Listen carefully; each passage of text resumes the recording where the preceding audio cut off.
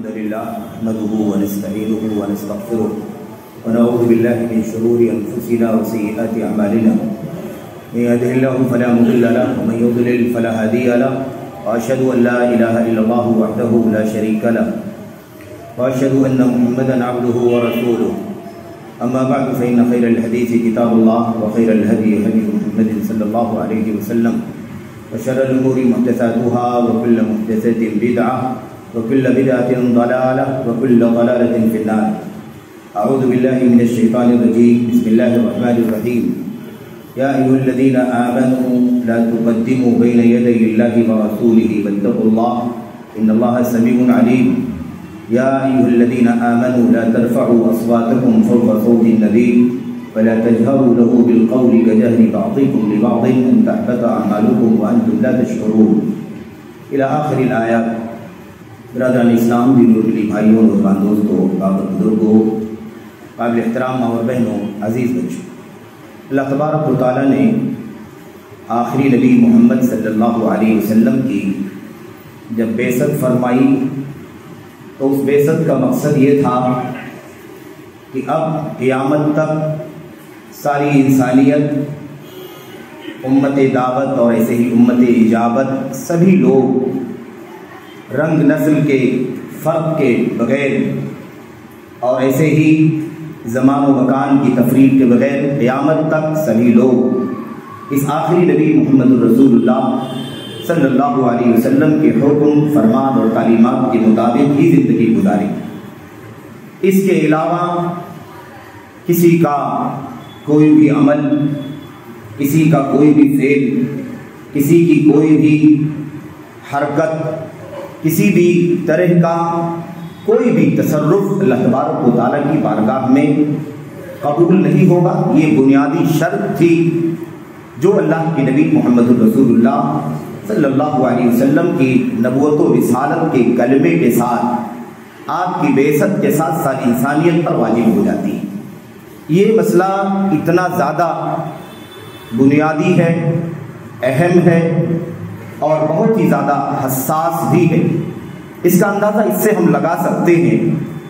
کہ اگر اس مسئلے میں کسی ادنا کے علاوہ کسی اعلیٰ نے بھی کہیں بھی تھوڑی بھی چوک کر دی اور وہ نبی کریم صلی اللہ علیہ وسلم کے سامنے، آپ کے قول کے سامنے، آپ کے فعل کے سامنے، آپ کے قول و فعل یا آپ کی ہدایات، آپ کی تعلیمات، آپ کی نصیحتوں سے پہلے اگر کسی نے کوئی بھی ادنا اعلیٰ تصرف کیا تو رب ذوالجلال کو یہ ادا اس کی پسند نہیں آئی. اللہ تبارک و تعالیٰ نے فوری طور پر تنبیہ فرمائی. اللہ تبارک و تعالیٰ نے قرآن کریم کی آیت کریمہ میں اللہ تبارک و تعالیٰ نے اپنے نبی صلی اللہ علیہ وسلم کی سنت کے ذریعے سے اسے اس بات کی رہنمائی کی کہ نبی کریم صلی اللہ علیہ وسلم کے ہوتے ہوئے، آپ کے قول و فعل کے ہوتے ہوئے، آپ کی ہدایات اور آپ کی تعلیمات کے ہوتے ہوئے کسی کے لیے بھی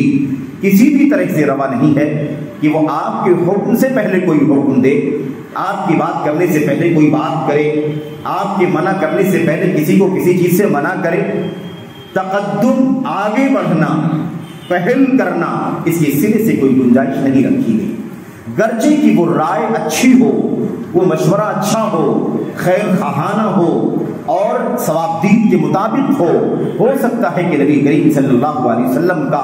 کوئی فیصلہ عین اسی کے مطابق ہونے والا ہو، اس کا قوی امکان ہو، لیکن اس کے باوجود بھی حکم رسول سے پہل کرنے کی گنجائش کسی کو بھی نہیں. جب پہل کرنے کی گنجائش نہیں ہے اور اعلیٰ سے اعلیٰ مقام رکھنے والوں کو بھی اس بات کا حق نہیں حاصل ہے کہ وہ پہل کریں نبی کریم صلی اللہ علیہ وسلم سے پہلے، آپ کے حکم، آپ کی ممانعت، آپ کے امر، آپ کے نہی، آپ کے فیصلے سے پہل کرنے کی گنجائش نہیں ہے، تو ادنا کے لیے گنجائش کہاں سے ہو سکتی ہے؟ اور یہ گنجائش کہاں سے ہو سکتی ہے کہ دین کے نام پر، سنت کے نام پر اور ایسے ہی حلال حرام کے نام پر، جائز کے نام پر، اجر و ثواب کے نام پر، اللہ تبارک و تعالیٰ کی رضا کے نام پر، آخرت میں جنت اور اللہ تبارک و تعالیٰ کی مغفرت اور رضوان کے نام پر، اس کے حوالے سے، اس کی لالچ میں کوئی نیک کام دین کے نام پر شروع کر لیا جائے اور اسے اس نیت سے کیا جائے کہ اللہ تبارک و تعالیٰ اس پر اجر اور ثواب عطا فرمائے گا، یا اللہ تبارک و تعالیٰ اس کے صلے میں دنیا میں اللہ تبارک و تعالیٰ اس کا بدلہ امن اور عافیت اور سلامتی کی شکل میں عطا فرمائے۔ اس کی گنجائش کہاں سے ہو سکتی ہے؟ جسے ہم اور آپ اپنے دین کے اندر بدعتوں کے نام سے جانتے ہیں، خرافات کے نام سے جانتے ہیں، محدثات کے نام سے جانتے ہیں، ہوائے نفس کے نام سے جانتے ہیں، ایسے ہی خواہشات نفسانی اور احوا کے نام سے جانتے ہیں، اس کی کہاں سے اللہ تبارک و تعالیٰ کے دین میں گنجائش ہو سکتی ہے؟ ہم نے آپ کے سامنے اللہ کے فضل و کرم سے، اس کی توفیق سے سورۃ الحجرات کی ابتدائی 2 آیتوں کی تلاوت کی۔ یہ دونوں آیتیں اور پوری سورۃ الحجرات جو ہے وہ بہت اعلیٰ آداب، بہت اعلیٰ اخلاق اور ایسے ہی تربیت پر مشتمل۔ ان آداب کے اندر سب سے پہلا جو ادب سکھایا جا رہا ہے، اور یاد رکھیں یہ ادب جو سکھایا جا رہا ہے یہ غیروں کو نہیں سکھایا جا رہا ہے، ایمان والوں کو سکھایا جا رہا ہے کہ ایمان والوں کا تعامل نبی کریم صلی اللہ علیہ وسلم کے ساتھ کیسا ہونا چاہیے، ایمان والوں کا معاملہ، ایمان والوں کا تعامل رب ذوالجلال کے ساتھ کیسا ہونا چاہیے۔ اور جن کو ایمان والا کہہ کر کے اس آیت کریمہ میں یا دونوں آیتوں میں مخاطب کیا گیا ہے، وہ سب سے پہلے اس طبقے کے لوگ تھے جنہیں دنیا میں سب سے اونچا مقام حاصل ہے، اور حضرات صحابہ کرام کے طبقے میں بھی سب سے اونچے مقام کے مالک حضرات صحابہ کرام میں خلفائے راشدین اور ایسے ہی صاحبین ابو بکر عمر رضی اللہ تعالیٰ عنہ کو اللہ تبارک و تعالیٰ نے خصوصیت کے ساتھ مخاطب کیا ہے، اور یا ایھا الذین آمنوا کے عموم میں انسانیت کے آخری فرد تک کو اس کے اندر شامل کر دیا گیا۔ میرے بھائیوں، اللہ تبارک و تعالیٰ نے بڑے عظیم آداب سکھائے ہیں۔ نبی کریم صلی اللہ تبارک و تعالیٰ کے ساتھ کیسی تعظیم ہونی چاہیے، کیسا ادب ہونا چاہیے، کیسا احترام ہونا چاہیے، کیسی تبجیل ہونی چاہیے، کیسی تکریم ہونی چاہیے، اور ایسے ہی نبی کریم صلی اللہ علیہ وسلم کا ادب، احترام، تعظیم، تکریم، اجلال، تبجیل، یہ ساری چیزیں کس معیار کی ہونی چاہیے، یہ ادب رب ذوالجلال اپنے کلام کی ان دونوں آیتوں میں سکھا رہا ہے، اور بھی آیتوں میں ہے، لیکن یہ دونوں آیتیں اس سلسلے کی سب سے عظیم الشان آیتیں ہیں جس میں یہ آداب اہل ایمان کو سکھایا جا رہا ہے۔ میرے بھائیوں، اس سے یہ سبق ملتا ہے، یہ پیغام ملتا ہے کہ اہل ایمان کو بہت کچھ ادب سیکھنے کی ضرورت ہے، اہل ایمان کو بہت کچھ طور طریقہ سلیقہ اور میرے بھائیوں طرز و انداز اور ادا سیکھنے کی ضرورت ہے، تب جا کر کے وہ ایمان کے اس معیار پر فائز ہو سکتے ہیں جس کی بنیاد پر اللہ تبارک و تعالیٰ کے وعدے کے وہ دنیا میں اور آخرت میں مستحق بن سکتے ہیں۔ اس لیے یہ ایمان صرف اور صرف دعووں کا نام نہیں ہے، ایمان صرف اور صرف زبانی اعلان کا نام نہیں ہے، ایمان عملی زندگی میں میرے بھائیوں ان تمام تر تعلیمات کے جو قرآن کریم کی آیات میں اترے ہیں، اور ان تمام تر تعلیمات جو نبی کریم صلی اللہ علیہ وسلم کی سنتوں میں آ چکی ہیں، ان تمام چیزوں کو اپنی عملی زندگی میں برتنے کا نام اسلام ہے،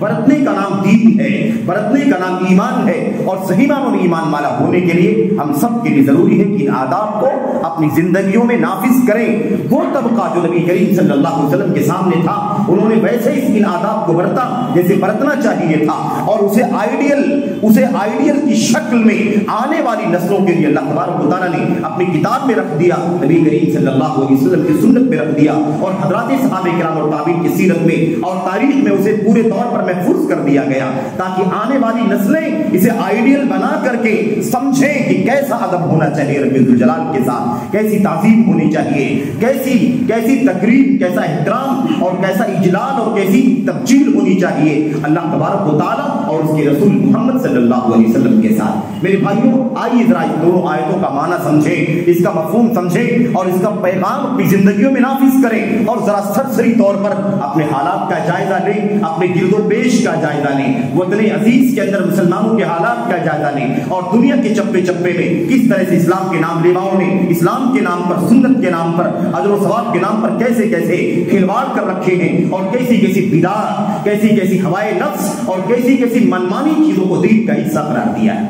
میرے بھائیوں، میرے بزرگوں، اس بات کو ہمیں سمجھنے کے لیے ان دونوں آیتوں کا ترجمہ سب سے پہلے آپ کے سامنے پیش کرنا ہوگا۔ اللہ تبارک و تعالیٰ فرماتا ہے یا ایھا الذین آمنوا لا تقدموا بین یدی اللہ ورسولہ، اے ایمان والوں کو مخاطب کیا گیا ہے. مخاطب آپ ہیں, ہم ہیں, اور یہ آخر تک قیامت تک آنے والے سارے اہل ایمان مخاطب ہیں. لیکن سب سے پہلے مخاطب خود نبی کریم صلی اللہ علیہ وسلم کے جھرمٹ میں بیٹھنے والے, آپ کے کہکشاں میں بیٹھنے والے صحابہ. میرے بھائیوں, حضرات صحابہ کرام اس میں سب سے پہلے مخاطب ہیں, ان کو مخاطب کیا جا رہا ہے. اور جب اس کا پس منظر, اس کا سبب نزول اور اس کا بیک گراؤنڈ جب آپ کے سامنے آئے گا تو یہ بات بہت کھل کر کے آپ کے سامنے آ جائے گی کہ اگر یہ نصیحت صحابہ کرام کو کی جا رہی ہے, اگر یہ نصیحت حضرات ابو بکر و عمر کو کی جا رہی ہے اور دیگر صحابہ کرام کو کی جا رہی ہے کہ اللہ اور اس کے رسول صلی اللہ علیہ وسلم سے آگے نہ بڑھو, یا ایھا الذین آمنوا, اگر یہ نصیحت ان کو کی جا رہی ہے, حکم ان کو دیا جا رہا ہے, منع انہیں کیا جا رہا ہے کہ اللہ اور اس کے رسول سے آگے نہ بڑھو, تو بھلا بتاؤ کہ ان کے بعد کے طبقے تابعین کا کیا عالم ہوگا, ان کے بعد طبع تابعین کا کیا عالم ہوگا, اس کے بعد کے ادوار کے جو لوگ گزرے ہیں ان کا کیا عالم ہوگا, آج ہم آپ کا کیا عالم ہوگا, اور آنے والی جو میرے بھائیوں صدیاں ہیں, آنے والی جو نسلیں ہیں قیامت تک, ان کا کیا عالم ہوگا جب انہیں مخاطب کر کے کہا جا رہا ہے یا ایھا الذین آمنوا لا تقدموا بین یدی اللہ ورسولہ, اے ایمان والو اللہ اور اس کے رسول صلی اللہ علیہ وسلم کے آگے نہ بڑھو, رسول اللہ تبارک و تعالیٰ کے سامنے آگے نہ بڑھو. واتقوا اللہ, اللہ تبارک و تعالیٰ کا تقوی اختیار کرو, اللہ سے ڈرو, اپنے آپ کو اللہ کے عذاب سے بچانے کے لیے وہ کام کرو جس سے تم اللہ تبارک و تعالیٰ کے عذاب سے بچ سکتے ہو, اپنے درمیان اور اللہ تبارک و تعالیٰ کے عذاب کے درمیان روک تھام کر سکتے ہو. وہ کام کرو, وہ ایمان رکھو, وہ عمل کرو, وہ سلوک کرو, اور اس طرز و انداز سے زندگی گزارو جس کے ذریعے سے اللہ تبارک و تعالیٰ تمہیں اپنے عذاب سے بچا لے. میرے بھائیوں, اللہ تعالیٰ فرماتا ہے ان اللہ علیم, ان اللہ سمیع علیم, بے شک اللہ تبارک و تعالیٰ سننے والا ہے بہت زیادہ اور علم رکھنے والا ہے بہت زیادہ. تمہاری ساری باتوں کو سنتا ہے اور تمہاری ساری ظاہر و پوشیدہ حرکتوں کا علم رکھتا ہے. یا ایھا الذین آمنوا لا ترفعوا اصواتکم فوق صوت النبی, اے ایمان والو اپنی آوازوں کو نبی کریم صلی اللہ علیہ وسلم کے آواز پر بلند مت کرو. اس سے کوئی سروکار نہیں ہے کہ وہ بات آپ کی اچھی ہے یا بات آپ کی بری ہے, وہ بات آپ کی کلام الہی کی آیت کریمہ کی تلاوت ہے یا نبی کریم صلی اللہ علیہ وسلم کی کوئی حدیث ہے جسے آپ بیان کر رہے ہیں, لیکن بلند آواز سے نبی کریم صلی اللہ علیہ وسلم کی آواز کے اوپر آپ کے لیے بلند کرنا درست نہیں ہے. لا ترفعوا اصواتکم فوق صوت النبی, اپنی آوازوں کو رسول کریم صلی اللہ علیہ وسلم کی آواز پر بلند مت کرو, اونچی مت کرو. نبی کی آواز سے اپنی آواز پست رکھو, اس میں کوئی تعین نہیں ہے. کیا کریں تو پست رکھیں, کیا آیت کریمہ کی تلاوت کریں تو زور سے کریں, کیا حدیث پڑھیں تو زور سے پڑھیں, نہیں میرے بھائیوں, کچھ بھی ہو آپ کی آواز نبی کی آواز پر بلند نہیں ہونی چاہیے. لا ترفعوا اصواتکم فوق صوت النبی ولا تجهروا له بالقول, اور تم بہت زور سے انہیں نہ پکارو, بہت زور سے بات ان سے نہ کرو جیسے تم آپس میں ایک دوسرے سے اونچی اونچی آوازوں میں, بلند آوازوں میں باتیں کرتے ہو.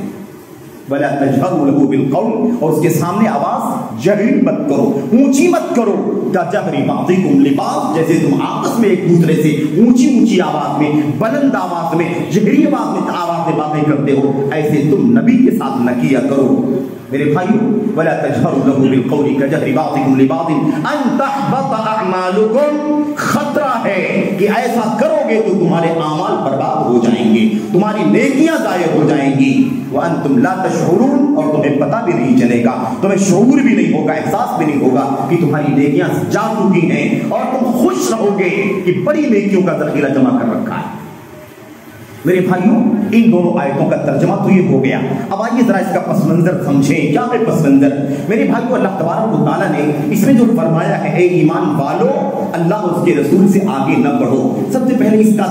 لا تقدموا بین یدی اللہ کا معنی سمجھیں. اللہ اس کے رسول سے آگے نہ بڑھو, اس حوالے سے حضرت عبداللہ ابن عباس رضی اللہ تعالیٰ عنہما کی وہ تفسیر جو ترجمان قرآن کی زبان سے نکلی ہے, لا تقولوا بخلاف الکتاب والسنہ, اللہ اور اس کے رسول کے آگے نہ بڑھو, اس کا معنی یہ ہے کہ کتاب اللہ اور سنت رسول کے آگے نہ جاؤ, کتاب اللہ کے آگے نہ جاؤ, سنت کے آگے نہ جاؤ, کتاب اللہ کے خلاف نہ جاؤ, سنت کے خلاف نہ جاؤ, کتاب و سنت کے خلاف زبان نہ کھولو, کتاب و سنت کے خلاف باتیں نہ کرو۔ یہ نبی کریم صلی اللہ علیہ وسلم کے وہ چیدہ صحابی حضرت عبداللہ ابن عباس رضی اللہ تعالیٰ عنہما کا میرے بھائی وہ قول ہے، وہ تفسیر ہے ان کی،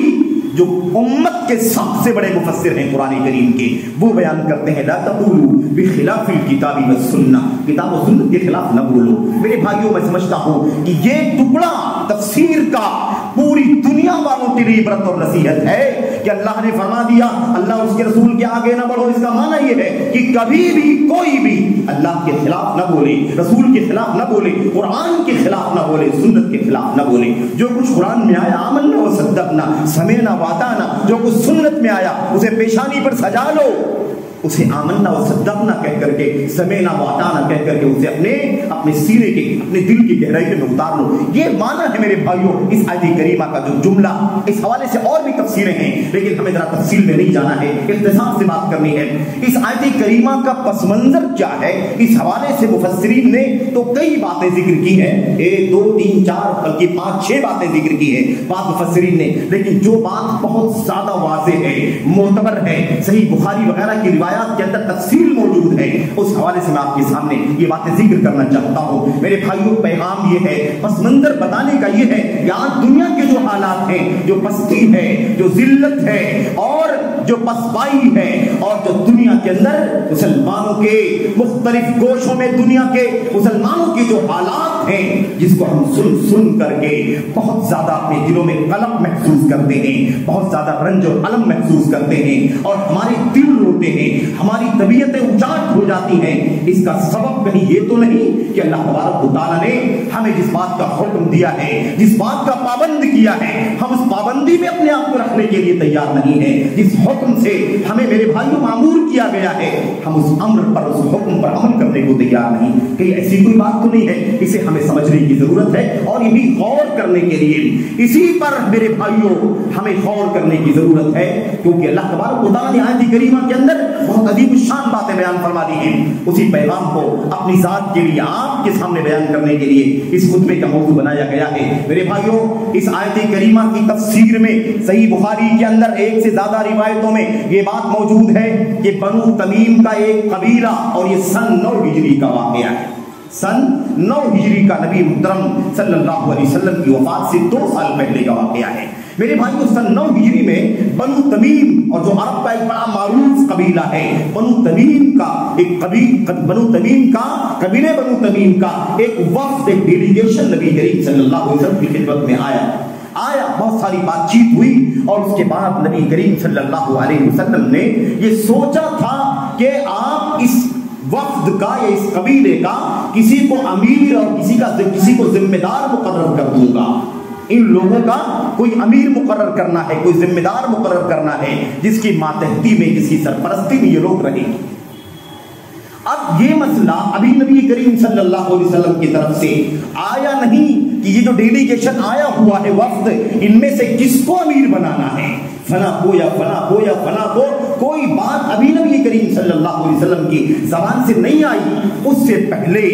حضرت ابو بکر صدیق رضی اللہ تعالیٰ عنہ نے، حضرت عمر بن خطاب رضی اللہ تعالیٰ عنہما نے آپس میں بات چھیڑ دی امیر کے حوالے سے کہ امیر کس کو بنایا جائے۔ یہ بات طے ہے، امیر بنانا ہے، کس کو بنانا ہے یہ مسئلہ ہے، لیکن امیر بنانا ہے، اور بہت ممکن ہے کہ عمر بن خطاب کا جو مشورہ ہو وہ بھی اللہ کے نبی صلی اللہ علیہ وسلم تسلیم کر لیں، یا حضرت ابو بکر صدیق رضی اللہ تعالیٰ عنہ کا جو مشورہ ہے اسے تسلیم کر لیں۔ لیکن یہ سارا کام اس وقت ہونا چاہیے تھا جب نبی کریم صلی اللہ علیہ وسلم مشورہ کرتے اور پوچھتے، ساتھیوں ابو بکر عمر اور سارے ساتھیوں یہ بتاؤ کہ آپ لوگوں کی رائے کے مطابق، آپ لوگوں کی ثوابدید کے مطابق اس ڈیلیگیشن میں جو لوگ آئے ہیں ان میں سے کس کو امیر بنانا چاہیے، ذمہ دار بنانا چاہیے۔ جب آپ پوچھتے تب جواب دینا تھا، تب رائے پیش کرنی تھی، تب مشورہ دینا تھا، لیکن اس سے پہلے کہ نبی پوچھتے ابو بکر صدیق نے کہا اے اللہ کے نبی صلی اللہ علیہ وسلم آپ فلاں کو امیر بنا دیجیے، قعقاع کو امیر بنا دیجیے۔ عمر بن خطاب رضی اللہ تعالیٰ عنہ تھے، انہوں نے کہا اللہ کے نبی صلی اللہ علیہ وسلم امر الاقرع ابن حابس، اے اللہ کے نبی آپ اقرع بن حابس کو امیر بنا دیجیے۔ اب یہ دونوں رائے کس کی تھی؟ پوری انسانیت میں انبیاء علیہ السلام کے بعد سب سے اونچے مقام کے مالک ابو بکر عمر رضی اللہ تعالیٰ عنہما کی طرف سے یہ باتیں آئی تھی، باتیں اچھی تھی، بھلی تھی، اچھی رائے تھی، اچھا مشورہ تھا، ثوابدید کے مطابق تھا، لیکن مسئلہ یہ تھا کہ نبی کریم صلی اللہ علیہ وسلم سے پہلے تھا، آپ کے پوچھنے کے پہلے تھا، آپ کی رائے کرنے سے پہلے تھا، آپ کے بولنے سے پہلے تھا، اسے بولا۔ حضرت ابوبکر صدیق نے جب کہا کاکا کو کاکا رضی اللہ تعالیٰ عنہ کو امیر بنا دیا جائے، عمر بن خطاب نے کہا نہیں، کاکا کو نہیں بلکہ اقرا کو امیر بنا دیا جائے۔ میرے بھائی کاکا بھی اچھی حیثیت کے تھے، سمجھدار اور سوجھ بوجھ والے تھے، اور اقرا بن حابس بھی مشہور صحابی۔ میرے بھائیوں، ابھی نبی کریم صلی اللہ علیہ وسلم کی طرف سے کوئی بات نہیں آئی، ابو بکر صدیق نے کاکا کا نام لیا اور انہوں نے اقرا کا نام لیا۔ جب انہوں نے اقرا کا نام لیا عمر بن خطاب نے، تو ابو بکر صدیق رضی اللہ تعالیٰ عنہ نے کیا کہا؟ ما اردت الا خلافی، عمر تمہارا مقصد میری مخالفت کرنا ہے، تم صرف میری مخالفت میں یہ بات کہہ رہے ہو، ورنہ تمہیں چاہیے تھا کہ تم میری رائے پر متفق ہو جاتے، لیکن میری مخالفت کرنا ہی ہے تم کو، اس لیے تم نے میرے مقابلے میں دوسرے آدمی کا نام پیش کر دیا، اقرا بن حابس کو امیر بنانے کی بات تم نے پیش کر دی۔ حضرت عمر رضی اللہ تعالیٰ عنہ نے کہا کہ مارت خلافک، صدیق اکبر میرا مقصد آپ کی مخالفت کرنا نہیں ہے، میری ایک رائے ہے کہ ان کو امیر بنا دیا جائے۔ اب اس میں میری رائے آپ کی رائے، میری رائے آپ کی رائے، اسی گفتگو میں ابو بکر عمر رضی اللہ تعالیٰ عنہما کی آوازیں بلند ہو گئی، فارتفعت اصواتهما عند رسول اللہ صلی اللہ علیہ وسلم، ان دونوں کی آواز بلند ہو گئی۔ انہوں نے کہا نہیں آپ مخالفت کرنا چاہتے ہیں، انہوں نے کہا نہیں میرا کوئی ارادہ مخالفت کرنے کا نہیں ہے، میری رائے ہے، کہا آپ کی رائے نہیں ہے، آپ میرے خلاف بات کرنا چاہتے۔ اس طرح کی گفتگو شروع ہو گئی، آواز بلند ہو گئی۔ نبی کریم صلی اللہ علیہ وسلم کی میرے بھائیوں آپ کی مجلس میں، آپ کے سامنے آپ بیٹھے ہوئے ہیں، اور آپ کے حکم سے پہلے کوئی حکم دینا، آپ کے فیصلے سے پہلے کاکا کا فیصلہ کرنا، یا آپ کے فیصلے سے پہلے اقرا بن حابس کا فیصلہ کرنا، جبکہ آپ سمجھ لیں نہ تو معاملہ عقیدے کا ہے، نہ تو مسئلہ عقیدے کا ہے، نہ تو مسئلہ کوئی سنت اور حلال و حرام کا ہے، معاملہ ایک ڈیلیگیشن آیا ہے، اس میں سے ایک رائے، ایک مشورہ، ایک امیر مقرر کرنے کی بات ہے۔ نبی کریم صلی اللہ علیہ وسلم کو اس سے تکلیف ہوئی کہ آپ سے پہلے گرچہ اتنے اونچے مقام کے صحابہ ہیں، ان لوگوں نے مجھ سے پہلے بات شروع کر دی اور اونچی آواز میں آپس میں تکرار کرنا شروع ہو گیا۔ اللہ تبارک و تعالیٰ نے اس پر آیت کریمہ اتار دی۔ آیت کریمہ اتری، اے ایمان والو اللہ اس کے رسول سے آگے نہ بڑھو، پہل نہ کرو، گرچہ تمہاری باتیں اچھی ہوں، درست بھی ہوں، تب بھی تمہیں یہ پہل کرنا بھی تمہارے لیے روا نہیں۔ تم نے کیسے نبی کریم صلی اللہ علیہ وسلم سے پہلے اپنی رائے دینا شروع کر دیا؟ ان کو بنا دو، ان کو بنا دو، تم نے کیوں پہل کیا؟ نبی کریم صلی اللہ علیہ وسلم کے حکم اور مشورے سے پہلے، رائے سے پہلے، حکم سے پہلے اپنی بات کہنے کی تمہیں کوئی اجازت نہیں۔ واتقوا اللہ ان اللہ سمیع علیم، اللہ سے ڈرو، اللہ سے ڈرو، اللہ تبارک و تعالیٰ خوب سننے والا ہے، خوب علم رکھنے والا ہے۔ میرے بھائیوں، یہاں بات سمجھنے کی کیا ہے؟ بات سمجھنے کی ہے یہ دو صحابہ کرام کون ہیں؟ انسانیت میں انبیاء کے بعد سب سے اونچے مقام کے مالک ہیں۔ ابو بکر جنتی ہیں، عمر بن خطاب جنتی ہیں۔ نبی کریم صلی اللہ علیہ وسلم کی مجلس میں آپ کے حکم کے سامنے، آپ کے حکم سے پہل کرنے کی وجہ سے اللہ تبارک و تعالیٰ کا حکم اتر گیا، فرمان آ گیا اور منع کر دیا نبی کے حکم کے سامنے تمہیں پہل کرنے کی اجازت نہیں ہے۔ اللہ سے ڈرو، ابو بکر تم بھی ڈرو، عمر بن خطاب تم بھی ڈرو، دیگر صحابہ، دیگر امت کے لوگ، سارے ایمان والے سب کے سب اللہ تبارک و تعالیٰ سے ڈرو۔ اور یاد رکھو تم کتنے بھی اونچے ہو، کتنے بھی اعلیٰ ہو، ادنا ہو، اونچی حیثیت کے مالک ہو، ادنا حیثیت کے مالک ہو، یاد رکھو اللہ تبارک و تعالیٰ تمہاری ایک ایک چیز کو سن رہا ہے، تمہاری ایک ایک چیز کو جان رہا ہے۔ کوئی چیز اللہ تبارک و تعالیٰ کی سماعت سے خارج نہیں ہے، اور کوئی چیز اللہ تبارک و تعالیٰ کے علم سے خارج نہیں، سب کچھ اللہ تبارک و تعالیٰ جانتا ہے۔ تو اللہ تبارک و تعالیٰ نے تنبیہ فرمائی۔ اچھا، آواز جو بلند ہو گئی تھی اس پر الگ سے دو مسئلہ تھا، ایک تو نبی کے حکم سے پہلے کوئی بات کرنا، یہ قابل اعتراض مسئلہ تھا، اور دوسرا مسئلہ تھا بلند آواز میں، بآواز بلند، نبی کی آواز نیچی اور امت کے لوگوں کی آوازیں اونچی، نبی کریم صلی اللہ علیہ وسلم کو بالکل یہ مقام جو آپ کو دیا گیا ہے اس مقام کے ہرگز مناسب نہیں ہے کہ کوئی آواز اپنی نبی کی آواز پر بلند کرے. ابو بکر ہو تب بھی بلند نہیں کر سکتے, عمر بن خطاب ہو تب بھی آپ کی آواز نبی کی آواز پر بلند نہیں ہو سکتی. آپ اچھی بات کریں بری بات کریں, اس سے قطع نظر آواز بلند نہیں ہو سکتی ہے.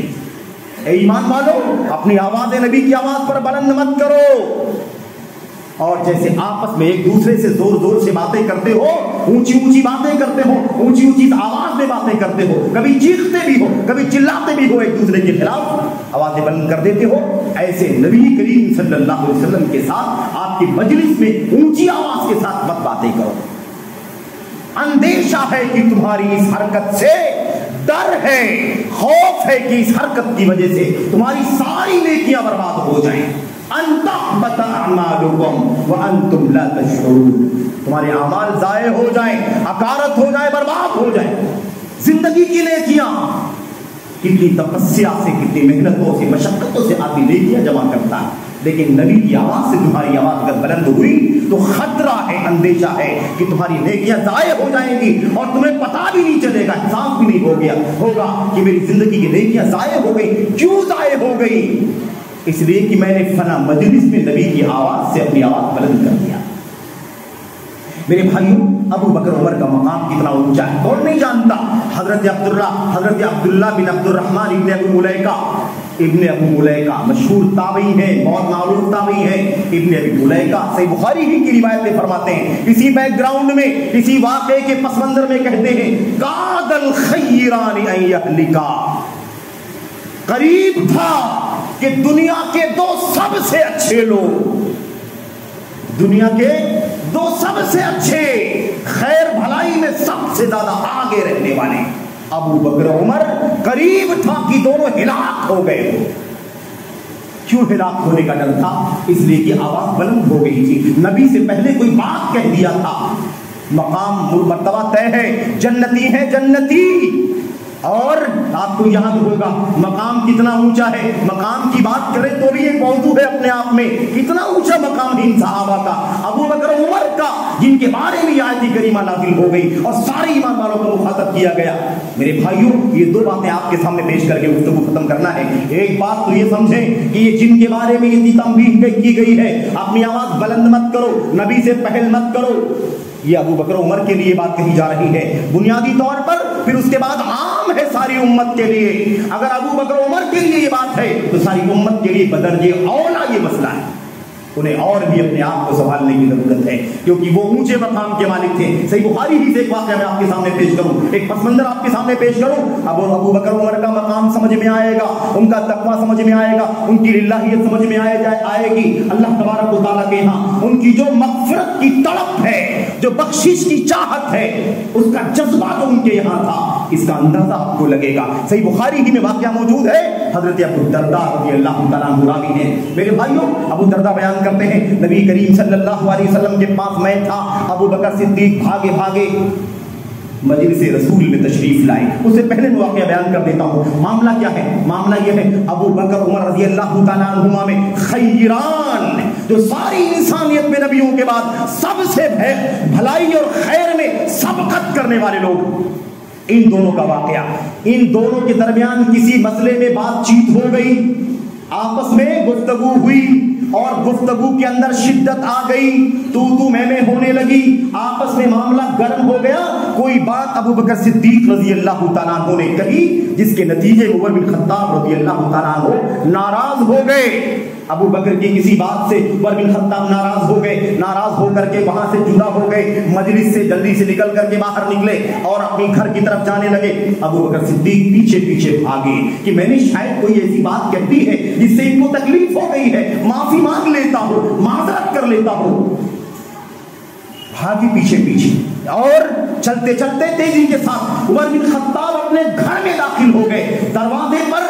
دروازے کے اندر عمر ہے, دروازے کے باہر صدیق ہے, لیکن نہیں سنی بات. عمر بن خطاب نے اس معذرت کو نہیں سنا, اس معافی کی طلب کو نہیں سنا, اور ابو بکر صدیق کی طرف کے, ابو بکر صدیق کے سامنے دروازے کو اندر سے بند کر دیا.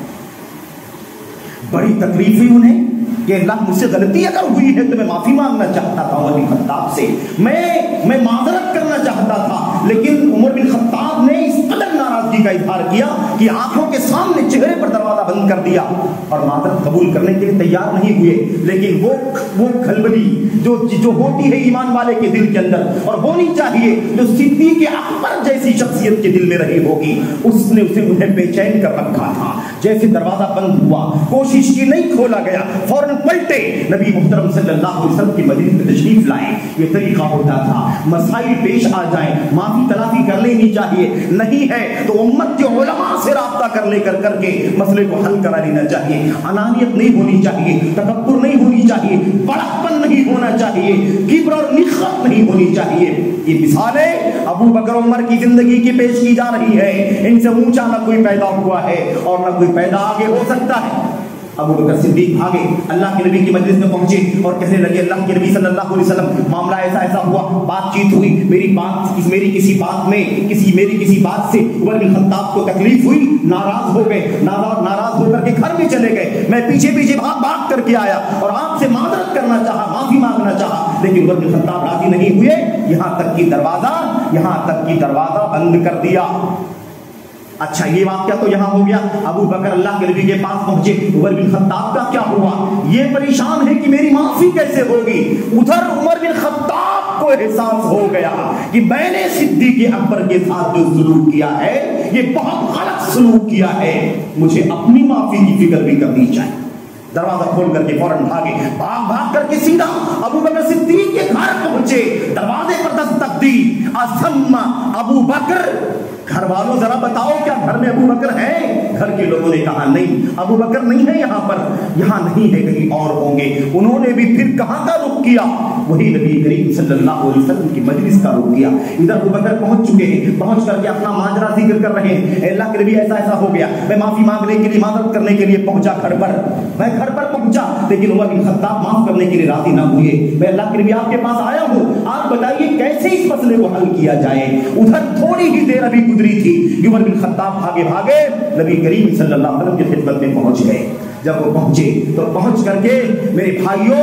عمر بن خطاب نے کہا اے اللہ کے نبی مجھے بہت احساس ہے کہ میں نے بہت بڑا جرم کیا ہے، میں نے غلطی کی ہے کہ ابو بکر صدیق نے معافی مانگنا چاہا، معذرت کرنا چاہا، لیکن معذرت میں نے قبول نہیں کی۔ ادھر نبی کریم صلی اللہ علیہ وسلم کا چہرہ عمر بن خطاب کو دیکھ کر کے بدلنے لگا، غصے سے آپ کا چہرہ لال پیلا ہونے لگا۔ عمر بن خطاب کے اس رویے سے سخت ناراض ہوئے نبی کریم صلی اللہ علیہ وسلم۔ ابو بکر نے بھی چہرہ دیکھا کہ نبی کا چہرہ بدل رہا ہے، عمر بن خطاب کے سلسلے میں کوئی خطرناک حکم نہ آ جائے، نبی کریم صلی اللہ علیہ وسلم کوئی ایسا فیصلہ نہ کر دے جس کی وجہ سے عمر کی عاقبت خراب ہو جائے۔ اتنے میں پلٹ کر کے بھاگے، اپنا جرم تھا، اپنی معافی کے لیے آئے تھے، لیکن یہ منظر دیکھا کہ عمر بن خطاب کے بارے میں کوئی نازک مسئلہ نہ پیش آ جائے اللہ کے نبی صلی اللہ علیہ وسلم کی طرف سے۔ اتنے میں ابو بکر صدیق فوراً جھک گئے کا مطلب یہ ہے کہ بیٹھے تھے جیسے آدمی عاجزی انکساری کرتے ہوئے گھٹنوں کے بل جھک کر کے کسی کو منانا شروع کر دیتا ہے، نبی کریم صلی اللہ علیہ وسلم کی طرف جھک گئے، منانے لگے، کہا اللہ کے نبی انی کنت لاظلم،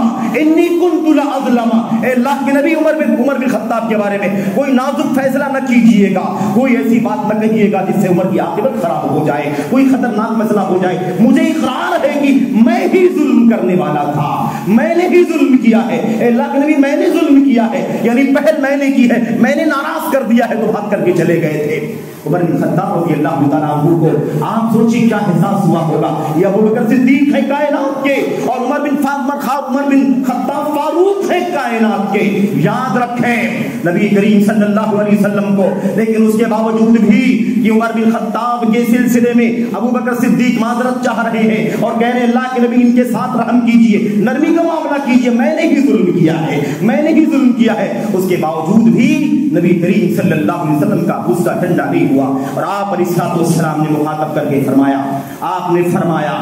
آپ نے اور جملہ یاد رکھنا وہ لوگ خاص طور پر ان کو بھی بتاؤ جنہوں نے نبی کریم صلی اللہ علیہ وسلم کے ان چیدہ صحابہ کرام کو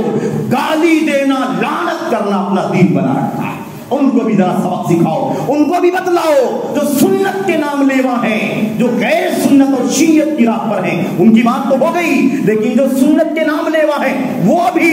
زبانیں چلانے میں نہیں بات کرتے، قلم چلانے میں بھی توقف نہیں کرتے۔ جب قلم چلتی ہے اور عقل کی، میرے بھائیوں، عقل کی دیوانگی آگے آتی ہے تو صحابہ کرام کے بارے میں بھی زبان و قلم چلانے میں تردید نہیں کرتے۔ ایسے بھی لوگوں کو سمجھاؤ دین کیا ہے، سنت کیا ہے، عقیدہ کیا ہے، مقام صحابہ کیا ہے، مقام صدیق و فاروق کیا ہے، انہیں بتانے کی ضرورت ہے۔ میرے بھائی میں عرض یہ کر رہا تھا کہ اللہ کے نبی صلی اللہ علیہ وسلم نے فرمایا، آپ نے فرمایا سن لو ابو بکر عمر بن خطاب اور سارے لوگ سن لو، جو بھی مجلس کے اندر موجود ہیں وہ سب لوگ سن لیں۔ ابو بکر صدیق کی وہ خدمت، وہ ان کا کارنامہ مجھے یاد ہے، جب مجھے نبوت کا تاج دیا گیا اور میں نے آ کر کے قوم کے سامنے کہا میں اللہ کا رسول ہوں، انی رسول اللہ علیکم جمیعا، میں تم سب کی طرف اللہ تبارک و تعالیٰ کا رسول ہوں۔ سب لوگوں نے کہا کذبتا، جھوٹ بولتے ہو۔ صدیق نے کہا آپ سچ بولتے ہیں۔ یاد رکھو اس وقت کو، وہ کارنامہ ہے صدیق کا، جب دنیا نے میری رسالت کو جھٹلایا تھا، اس وقت صدیق اکبر نے میری رسالت کی تصدیق کیا تھا، مجھے سچ مانا تھا۔ وَوَاسَانِي بِمَالِهِ وَنَفْسِهِ، اور اپنے مال کے ذریعے سے اور اپنی جان کے ذریعے سے میرا دفاع کیا تھا۔ تم لوگ اس صحابی کو ایسا رویہ اختیار کرتے ہو، اس کے ساتھ میں ایسا رویہ اختیار کرتے ہو، وہ معافی مانگنے کے لیے پیچھے آتا ہے، تم معاف کرنے کو تیار نہیں ہو، وہ معذرت کرنے کے لیے آتا ہے، تم معذرت کرنے کو دینے کو تیار نہیں ہو۔ فَهَلْ أَنْتُمْ تَارِكُونَ لِصَاحِبِي فَهَلْ أَنْتُمْ تَارِكُونَ لِصَاحِبِي، بھلا بتاؤ کہ تم میرے اس سچے ساتھی کو چھوڑو گے کہ نہیں چھوڑو گے؟ کیا بھلا بتاؤ کہ کیا تم میرے اس سچے ساتھی، اس جگری دوست کو معاف کرو گے کہ نہیں معاف کرو گے؟ کیسا سلوک کرتے ہو صدیق کے ساتھ میں؟ صدیق الگ ہے، صدیق نرالا ہے، صدیق اعلیٰ ہے، صدیق کے مقام کو پانے والا دنیا میں کوئی انسان نہیں ہے، انبیاء کے بعد سب سے اونچا مقام۔ میرے بھائیوں، لیکن جذبہ ذرا دیکھو، یہ معاملہ تو ہو گیا، لیکن دونوں کا مقام اپنی جگہ پر مسلم ہے۔ انہیں احساس ہوا میری معافی کا کیا ہو گیا، تھوڑی دیر کے اندر عمر بن خطاب کو احساس ہوا میری غلطی کا احساس، مجھے اپنی غلطی کا احساس ہے، میری معافی کا کیا ہوگا۔ وہ بھی بھاگ کر کے اللہ کے نبی کے پاس آئے، وہ بھی بھاگ کر کے اللہ کے نبی کی خدمت میں حاضر ہوئے۔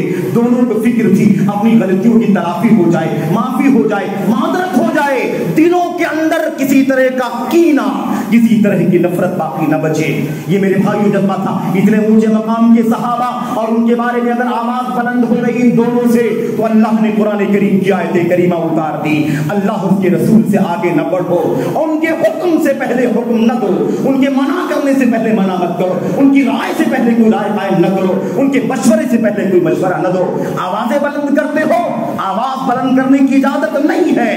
میرے بھائیوں۔ اور وہ صحابہ تھے جن کو گالیاں دینے میں لوگوں کو میرے بھائیوں ڈر نہیں لگتی، اللہ تبارک و تعالیٰ کا خوف نہیں لگتا۔ حضرت ثابت بن قیس بن شماس، ان کا اس مسئلے سے کوئی تعلق نہیں ہے، اس پورے واقعے سے کوئی تعلق نہیں ہے، بس آیت کریمہ اتر گئی تو ان کو آیت کریمہ سننے میں آئی کہ اللہ فرماتا ہے اے ایمان والو اپنی آوازوں کو نبی کی آواز پر بلند مت کرو، اس لیے کہ اگر تم ایسا کرو گے تو خطرہ ہے کہ تمہارے اعمال برباد ہو جائیں اور تم کو پتہ بھی نہ چلے۔ آیت کریمہ ان کے سامنے آئی، ثابت بن قیس بن شماس کے سامنے، یہ انصاری صحابی ہیں، خطیب تھے، خطیب مقرر، آج کل کی طرح سے مائک سسٹم نہیں تھا، بلند آواز والے تھے، گفتگو کرتے، خطاب کرتے تو آواز بلند ہوتی، آپس میں بات بھی کرتے تو ان کی آواز بلند رہتی۔ ان کو احساس ہو گیا کہ اللہ تعالیٰ فرماتا ہے اپنی آوازوں کو اللہ کے نبی کی آواز پر بلند مت کرو۔ لگتا ہے یہ آیت کریمہ میرے بارے میں اتری ہے، میری بھی آواز بلند ہوتی ہے، میں ہی اونچی آواز والا ہوں، میں ہی جب بات کرتا ہوں تو میری آواز بلند ہو جاتی ہے۔ شاید یہ آیت کریمہ میرے بارے میں اتری ہے، مارے غم کے، مارے رنج کے، مارے فکر کے مسجد میں آنا بند کر دیا، نماز پڑھتے نکل جاتے، کبھی کبھی گھنٹوں گھر کے اندر بیٹھے رہتے، سر جھکا کر کے फिक्र मंद बैठे रहते, टेंशन में बैठे रहते कि क्या होगा। अल्लाह ने फरमाया है तुम्हारे आमाल बर्बाद हो जाएंगे, तुम्हें पता भी नहीं चलेगा। शायद मेरे आमाल बर्बाद हो चुके होंगे, शायद मैं जहन्नमी हो चुका होगा, शायद मैं अल्लाह तबारक व तआला की मग़फ़िरत से महरूम हो चुका होगा। इसलिए कैसे सामना करूं नबी का, कैसे मुकाबला करूं, कैसे मुवाजहा करूं नबी का। फिक्रमंद बैठे थे। नबी ने देखा मस्जिद के अंदर सब लोग हैं, साबित नहीं है। एक बार देखा नहीं है, कोई वजह होगी, दूसरी बार देखा नहीं है, क्या मामला है, साबित नजर नहीं आ रहे हैं। लोगों ने कहा नहीं घर के अंदर बैठे हुए हैं वो, क्या मामला है, जाकर के पता लगाओ। पता लगाया गया, जाकर के देखा गया, घर में जाकर के लोगों ने इंक्वायरी की, मालूमात की, तो पता चला कि साबित बिन कैस बिन शम्मास चंद दिनों से अपने घर के अंदर एक किनारे पूरे रंजो गम के साथ बैठे हुए हैं, सर झुकाए हुए हैं, आंखों में आंसू के असरात हैं। पूछा गया क्या मामला है, क्यों नहीं आते मजलिस में, क्यों नहीं आते, क्या मामला है। कहा अल्लाह के कलाम की आयत करीमा पढ़ी है, तब से मेरी नींद हराम हो गई है, मुझे डर है कि मेरी आवाज ही बुलंद थी सहाबा की आवाजों के बीच में, मुझे खतरा है कि आयत करीमा मेरे बारे में अल्लाह ने उतारी है और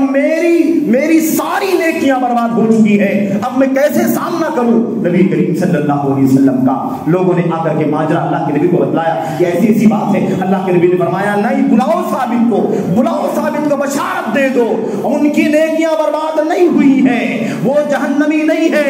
वो अल्लाह के फज़ल करम से वो जन्नती है। इन्नहु मिन अहलिल जन्नह, वो जन्नतियों में से। मेरे भाइयों मेरे बुजुर्गों, तो अंदाजा लगाइए वो सहाबे किराम और अल्लाह के नबी के सामने उनकी गुफ्तगू आवाज बुलंद हो जाए, पहल हो जाए,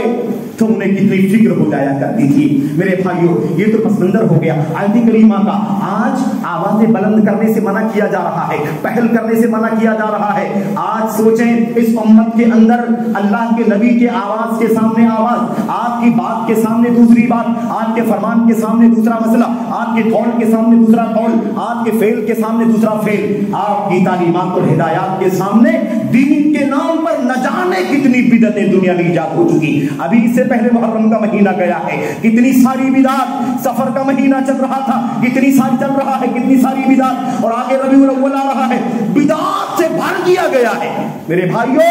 अगर नबी की आवाज पर आवाज बुलंद नहीं हो सकती है, नबी के हुक्म से पहल नहीं की जा सकती है, तो दीन के नाम पर बिदात का ईजाद कैसे किया जा सकता है। किसी चीज को नबी के बोलने से पहले दीन कैसे बनाया जा सकता है। किसी ने भी कहा हो, कैसे भी आया हो, कहीं भी लिखा हो, किसी ने भी फरमाया हो, आला अदना इमाम मुर्शिद पीर कोई भी हो, किसी के कौलो फेल से, किसी के भी लिखने और बोलने से कोई चीज अजर व सवाब की नहीं बन सकती।